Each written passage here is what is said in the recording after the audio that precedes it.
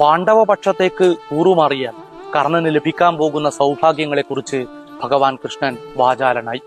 കർണ, നീയായിരിക്കും അപ്പോൾ പാണ്ഡവ മഹാരാജാവ്. നിന്റെ പട്ടമഹർഷിയായി ദ്രൗപദിയും ഉണ്ടാകും.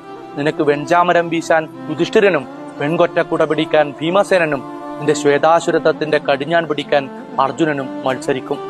കൃഷ്ണൻ കർണനോടപ്പോൾ അവന്റെ ജന്മരഹസ്യം വെളിപ്പെടുത്തിയതേ ഉണ്ടായിരുന്നുള്ളൂ.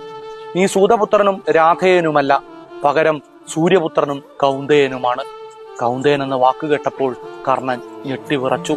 പക്ഷേ വികാരങ്ങൾക്കപ്പുറമാണ് കർണനെ സംബന്ധിച്ച് ധർമ്മം. കൃഷ്ണ, ഇനി എനിക്കെന്തിന് രാജ്യം? അന്ന് അസ്ത്രവിദ്യാ പ്രയോഗ ദിവസം നിന്റെ അച്ഛനമ്മമാരാരാണെന്നുള്ള ചോദ്യത്തിൽ എന്റെ ശിരസ് താഴ്ന്നുപോയത് നീ മറന്നുവോ?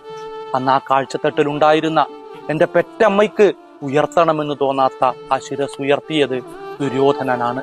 അവൻ എന്നെ അംഗരാജ്യത്തിന്റെ രാജാവാക്കി. എനിക്ക് അഭിമാനമുള്ള ജീവിതം നൽകിയ സുയോധനനോടൊപ്പം നിൽക്കുക എന്നത് കർണന്റെ മഹാധർമ്മമാണ്. എന്നിട്ടും അയാൾ ചതിക്കപ്പെട്ടു. അർജുന പിതാവ് ഇന്ദ്രദേവൻ അവന്റെ കവചകുണ്ടലം ചതിയിൽ അപഹരിച്ചു. ഒടുവിൽ അതുപോലൊരു ചതിയിൽ യുദ്ധനിയമങ്ങൾ തെറ്റിച്ചുകൊണ്ട് ഭഗവാൻ കൃഷ്ണന്റെ വാക്കുകേട്ട് അർജുനാസ്ത്രം കർണന്റെ മാറുപിളർന്നു.